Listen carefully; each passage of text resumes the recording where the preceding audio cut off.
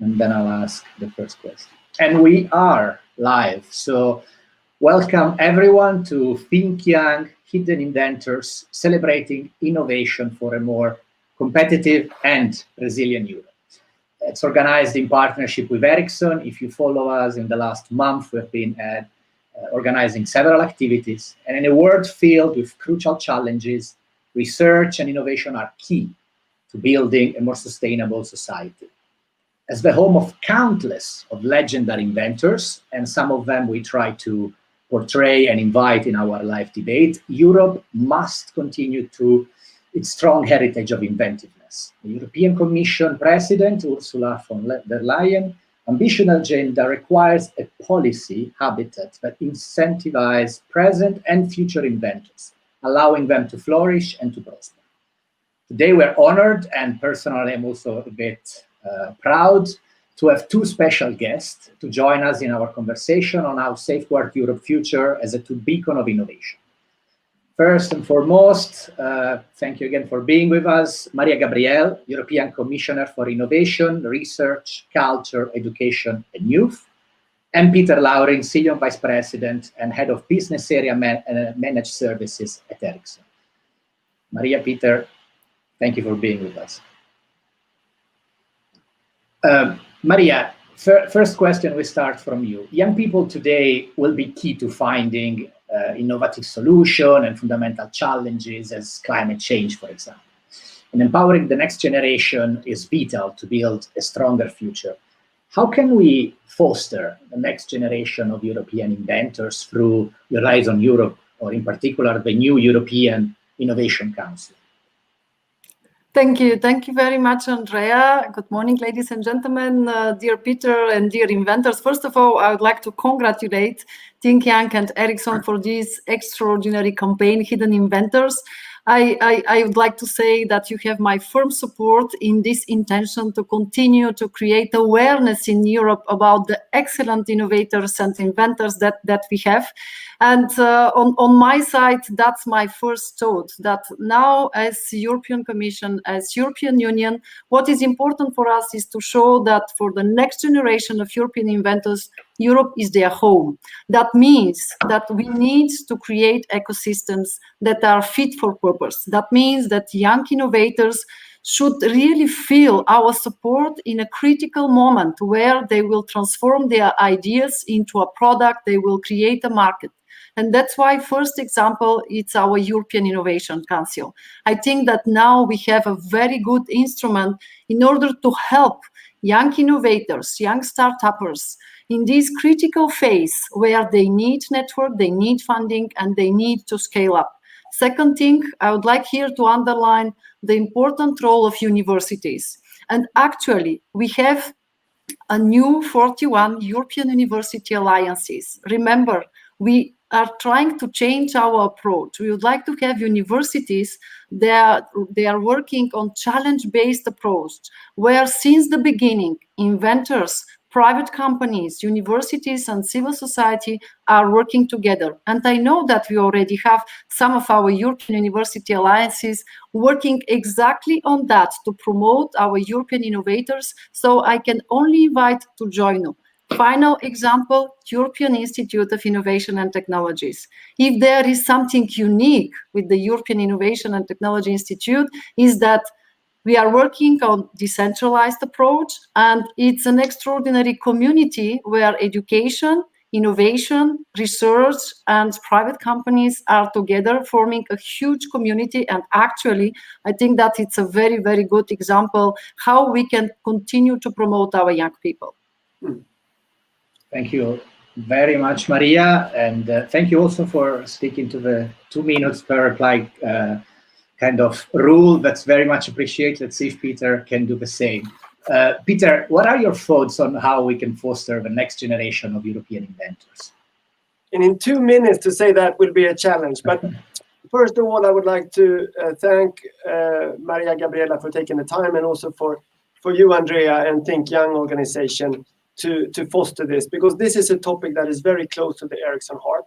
We're a company that is based in Europe. We have our roots in Europe. We've been around in Europe for 140 years, and our DNA is all about innovation. So I think there's 3 things we can do. One is communication.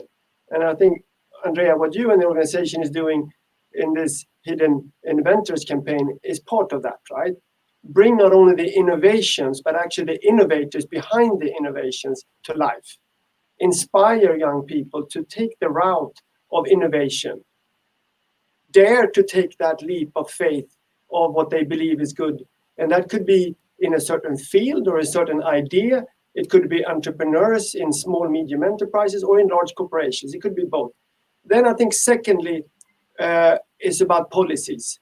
I think, Mariya, you mentioned it's so important now to have the right policies, if it's educations for digital, if it's for startups and for funding, or it is for patent and IPR rights, right? How do we secure that these patents are safe so that we can get money out of them, and then with that actually get more funding for coming ideas, right? And then last but not least, coming from Ericsson, I need to mention 5G. I think 5G, that foundation cannot be underestimated. The foundation that 5G, that infrastructure, that plumbing, you could say, is the base for so much innovation on top.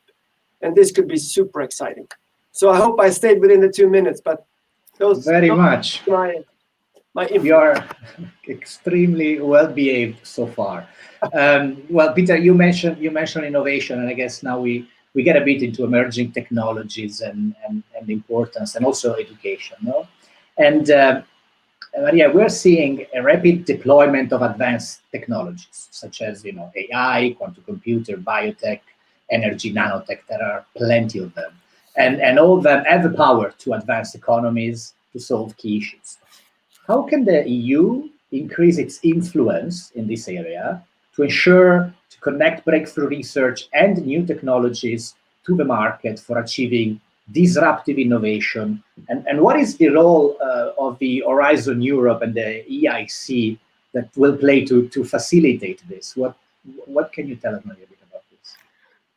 Well, how to increase our influence? For me, there is at least 3 key elements. By investing in our talents, by using our experience and our strengths in order to affirm a European leadership in strategic area, thinking about strategic autonomy, and by coordinating our answer at European level, because there is no one member state that can tackle these challenges alone. So first, for me, what is really important that we continue at European level via Horizon Europe program with the European Innovation Council to invest. When we talk about artificial intelligence, when we talk about 5G, and especially with industrial databases, because I'm always saying that maybe we lost the battle with the personal data, but with industrial data, it's our potential to affirm a real worldwide leadership. When we talk about artificial intelligence, when I'm saying that it's important to use our strengths, it's always to underline that as Europe, we have an added value of our approach on artificial intelligence, because we have ethical principles, we have fundamental principles, and we have this human on command approach. So I think that it's up to Europe to continue to be very strong in this, in the defense of these principles. Second, we need, of course, to continue to invest in quantum. Quantum is the next promising technologies, is key, and I'm very glad to say that here we are the first global player, because since 2019, we created a research program on quantum information processing and communication. And actually we have more than 2,000 scientists and industrials that are working together, and will continue to support this. Talking about autonomous European clouds, another important topic that we can really now, we should now do something more in order to guarantee that European companies have their industrial data which are not subject to any third country law and will be protected against external cyber interference. So I'm very glad that with Horizon Europe program, we'll continue to affirm this, and with our private partnerships with the third pillar, the European Innovation Council, we'll definitely here continue to affirm our strong European leadership in these key areas. We don't need to be a leader in all areas, but in some of the strategic areas, we have talents, we have experience, we have now coordinated actions at European level, and that's a very good pace. Thank you, Mariya. And you mentioned partnership, and you mentioned public and private partnership. And Peter, I discovered that Ericsson and UNESCO actually recently launched a partnership on school connectivity. Can you give us a bit of a hint or details of what is that and what's in your mind the value of such initiative or similar initiatives? And can it perhaps serve as an inspiration for the EU going forward, this public-private partnership and what you guys are doing with UNESCO? Right. No, I think the pandemic is affecting us in so many different ways. And education is an area that has been hit heavily.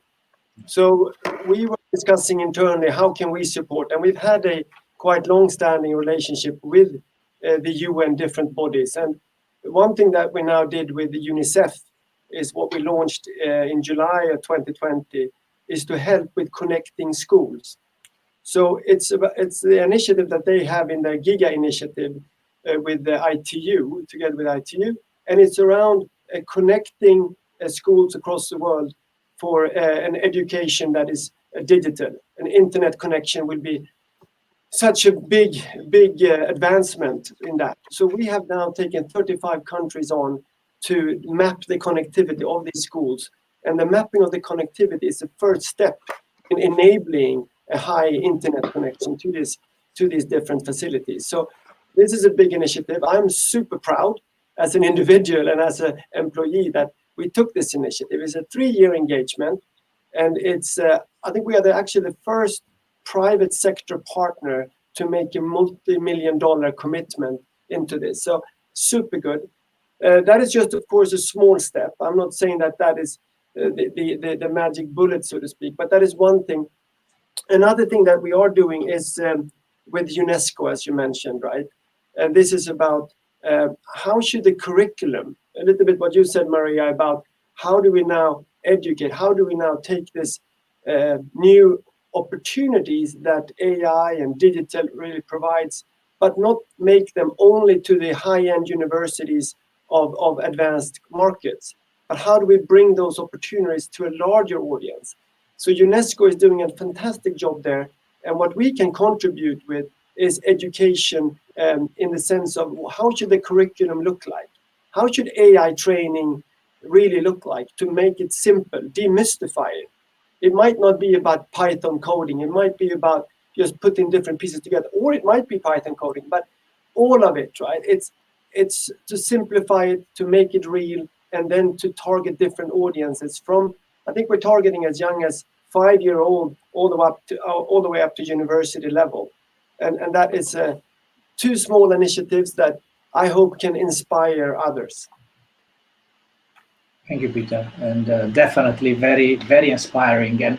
And you both mentioned the importance of an ecosystem, when there are different actors playing together. And if we link a bit back to the inventor campaign that we're trying to do, intellectual property is a powerful tool, for the EU to thrive in such a competitive market. But also, there are some concerns somehow that the EU is falling behind a bit in IPR. And Mariya, if I can ask you, how will the EU step up and fight against issues related to IP infringements, such as counterfeiting and privacy? Well, thank you very much, Andrea. First, creating an ecosystem where knowledge in general and intellectual property in particular can be shared, and at the same time we can definitely minimize and avoid some risks such as piracy or counterfeiting is crucial to our ability to encourage innovation and promote European innovators and growth. And that's why, for me, what is important is first that in our recent publication of the European research area, we paid a lot of attention to this, because in this new communication with the new European research area, we would like to strengthen the innovation ecosystems for knowledge circulation and valorization. And among the foreseen actions, we would like now to update and develop guiding principles for creating value from knowledge and a code of practice for the smart use of intellectual property. These actions should help innovators to share, protect, and use knowledge safely in the current dynamic context. And second thing, I believe that inventors should have access to effective and affordable intellectual property protection throughout Europe, so that innovation can be valorized and rewarded. And in this context, something new, the forthcoming launch of the unitary patent expected for 2022. I think that it will be an important milestone, putting an end, and at least we hope, to the fragmentation and the actual complexity. And finally, of course, we'll continue our actions in promoting several initiatives to combat IP infringements, such as the application of the directive on the enforcement of IP to ensure an effective and balanced judicial redress. And we are thinking about new initiatives to improve the management of intellectual property and to fight counterfeiting and piracy, like the upcoming Intellectual Property Action Plan. That was planned to have this plan before the end of the month of November. I'm not sure that it's always the right timetable, but at least before the end of the day, we'll have this. So I think that it's what we need now, this time, for our inventors. It's examples, concrete actions, not only beautiful words. Right. Absolutely. Thank you, Mariya. And Peter, if we stay a bit on this topic, supporting the inventors with the freedom to innovate, it's clearly an important part, and it's crucial for the pipeline between invention and then the global product. And this pipeline, we stress a lot, that Europe rightly focused a lot on, startup and entrepreneurship, but there is a part before, which is inventor. They are the one who actually come up with invention that then can become a global product. When intellectual rights are strong, innovation thrives. According to last week, actually, 2 weeks ago, we interviewed Vesa Letovirta, who won the Ericsson Inventor of the Year award. And he clearly said, when company invest money in R&D and patent technology, they can then share them with others, they can share them on fair terms, they can continuously virtuous cycle of innovation. However, IP, it's often debated. It's a topic that it's clearly often on the table, and how do you think that can you and the member states, because let's not forget there are also the member states in the debate, create a more favorable environment for Europe's inventors? Right. No, thanks for the question. And Mariya, I just want to say that what you said, I echo that 100%. That's music to our ears, right? Because as you said, Andrea, we would like to lower the barriers, right? It should be simple to file the patents. And what you talked about, the patent court, the unitary unified patent court that we have debated in Europe for some time, if we can put that to play, meaning that you don't need to file a patent and maintain patents in 27 different member states, but you can have one shop and one body that would simplify, reduce cost, and also protect the inventions that otherwise is more harder and more expensive to manage. So that would be one thing that I think would be super good if we can put into play. And then we have to say also, I'm very positive to the European Union and the fantastic single market that we have. And if we look back, this is one area that we have done a lot of things right, I believe. We have a strong IPR foundation that has secured a lot of the technology innovations for a number of years. And just talking about Ericsson, we have 45,000 patents that we file across the globe. But this is our DNA. This is what we do. Innovation is part of the company's journey. So if we can help to simplify this, it's good for the company, but it's also good for those individual inventors. As you said, Andrea, the inventor of the year is one sort of culture we have to promote them, right? But we also want them to be easy to file those patents, and they should feel protected. And as Mariya said, if something is not going right, you should be able to go to these courts and claim your rights. Absolutely. Thank you, Peter. Mariya, there is one thing that you're a strong advocate of, and if we move more, as we were talking about innovation area and the corporate culture, you're a strong advocate of the creation of the EU innovation area. And you mentioned this several times. Do you think it could better support the ambitions of today's inventors? And what would be the key actions to take to withstand the challenges of tomorrow? Absolutely. I think that we need more than ever now of European innovation area. First, because always remember that we have excellent scientific results, but we need to translate this scientific excellence into products and services with innovation. So I think that for me, that will be very important if we manage to create this area, because we need, first of all, to support our talents. And second, not only to talk about excellence, but to talk about access to excellence, because the divide in Europe about R&I, it's a fact. And if you'd like to encourage all our talents in all our different regions, that Europe is there for them, we need to work together. That means, second element, synergies. We can't achieve European innovation area only working with the European Innovation Council or with the universities. We need to think about knowledge square. That means how we can build paths from education to innovation, from research to innovation, and all this with a service to the society. I think that today our citizens are asking for that, to see what are the concrete implementation of these extraordinary ideas that we have. And one very good example, that was during R&I days, where for the first time the European Innovation Council and the European Institute of Innovation and Technology signed a letter of intent in order to work together, to build synergies and to see how they can really improve things on the ground. I'm thinking, we have the European Institute of Innovation and Technology. Why not for them to identify promising inventors, promising companies, and after, with the funding of 10 billion for the next period that we have with the European Innovation Council, it's up to European Innovation Council to help them to scale up, to be there in this critical phase where we know that banks are not taking risk, or they need very rapidly to see their idea transformed into products and markets. So I think that that's one of the main things that we have to do. That means that with Horizon Europe, we should continue to work about innovation ecosystems. I'm very glad that in the next program, that's one of the main axes.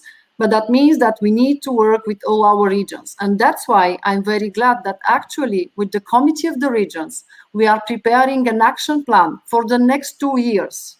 We need to be very adequate, and where with our regions, we'll see how more adequately with European funding to help our inventors at the regional level. Because by essence, innovation is something very, very closely linked to the local dimension. But that's not the case for all our regions and for all our member states. And we need really to help them to unlock the potential of all these innovation valleys that we have in Europe. Thank you, Mariya. And I think we mentioned it several times also, we cannot we should always stress more and more the link with the regional. I think it's very, very important what you're saying, and thank you, because it sounds like a very ambitious plan, and we can only strongly support and hope you guys, you make it real, and we trust you guys are doing it, and this is extremely important for you. Thank you very much. And Peter, if I can come back to you, you guys at Ericsson, are keep bringing opportunities for enhanced learning, and accelerated innovation, and learning and innovation, they go hands in hands. How do you promote inventiveness? How do you promote initiative? How do you promote risk-taking, even as a part of a big corporate culture?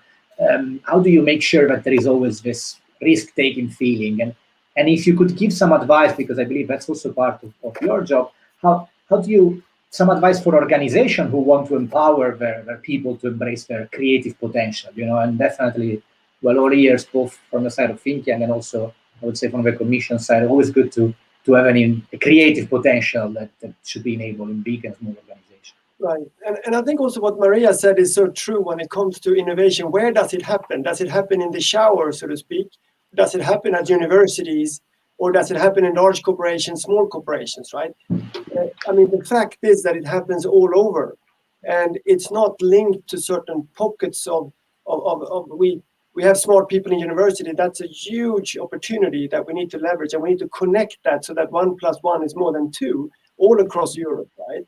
That is, of course, a given, but then also given the chance for people in different functions in a large company, as well as young entrepreneurs to bring their ideas up. And we've tried to foster this, because now we're talking about 5G, but when we get older, we're going to talk about 6G or maybe 7G or 8G. What do I know? And how do we then foster this? Because these are big bets. Many of these large inventions are big bets, needs a lot of R&D investments for a long period of time. And it's not one innovation, it's multiple innovations. So what we're trying to do there is to take two tracks. One is the internal track, which is Innovator of the Year.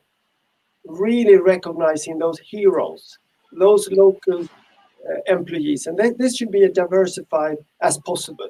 It doesn't matter what nationality, what gender, what race, what beliefs, what sexual orientation. Try to make it as diverse as possible. That's one track, right? That always fosters good innovation for the long run. And then the second one is an external initiative, the Ericsson Awards, where we try to work with universities and young entrepreneurs, or entrepreneurs period, I should say, young or old, mostly young in spirit. But the thing is then, how can we support? How can we provide, Andrea, if you were that inventor, how can we put maybe two experts of programming code right next to you to make that idea, make an MVP, make a sort of a small minimum product and test that one, right? So that's what we do.